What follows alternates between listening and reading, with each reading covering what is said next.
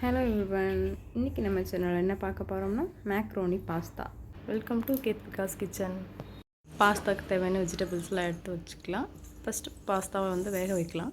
ஒரு வானலில் கொஞ்சமாக தண்ணி விட்டு நல்லா கொதி வந்ததுக்கப்புறம் கொஞ்சமாக உப்பு, கொஞ்சமாக எண்ணெய் விட்டு நல்லா கொதிச்சுட்டு பாஸ்தாவை ஆட் பண்ணிக்கலாம்.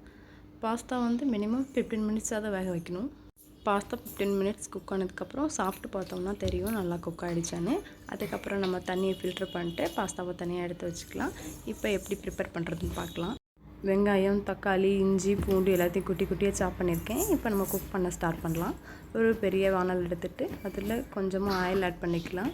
நான் பூண்டு குட்டி குட்டியாக சாப் பண்ணியிருக்கேன். அந்த பூண்டு நல்லா வதக்கிக்கலாம். நல்லா வதக்கினதுக்கப்புறமா கொஞ்சமாக இஞ்சி வச்சுருக்கேன். இஞ்சியும் போட்டு நல்லா வதக்கிக்கலாம்.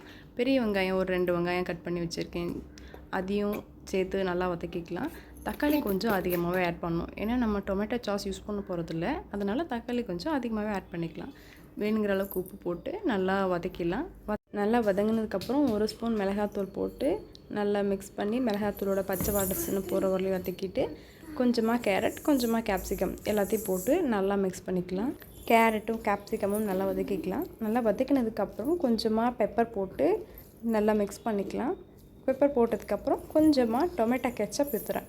டொமேட்டோ கெச்சப் இதுக்காகனா லைட்டாக அந்த ஸ்வீட்னஸ்க்காக கெச்சப் விட்டு நல்லா மிக்ஸ் பண்ணதுக்கப்புறம் கொஞ்சம் தண்ணி ஆட் பண்ணி நல்லா கொஞ்சம் கொதிக்க விடணும். கொதிக்க விட்டதுக்கப்புறம் நம்ம பாஸ்தா ஆட் பண்ணிக்கலாம். பாஸ்தா ஆட் பண்ணிட்டு நல்லா மிக்ஸ் பண்ணி அந்த ஃப்ளேவர்ஸ்லாம் பாஸ்தாவில் இறங்குற வரைக்கும் நல்லா மிக்ஸ் பண்ணிக்கலாம். அதிகமாக கிண்டக்கூடாது, பாஸ்தாலாம் உடஞ்ச மாதிரி ஆகிடும். அதனால் லைட்டாக கிண்டி மேலாட்டமாக கிண்டி ஃபைனலாக கொஞ்சமாக பெப்பர் போட்டு கொஞ்சமாக கொத்தமல்லியை தூவி இறக்குனா அவ்வளோதான், பாஸ்தா ரெடி. டேஸ்ட் கொஞ்சம் கம்மியாக தான் இருக்கும். ஏன்னா நான் குழந்தைங்களுக்காக செய்கிறேன். அதனால் நான் chilli sauce, soya sauce, tomato sauce எல்லாத்தையுமே ஸ்கிப் பண்ணிட்டேன்.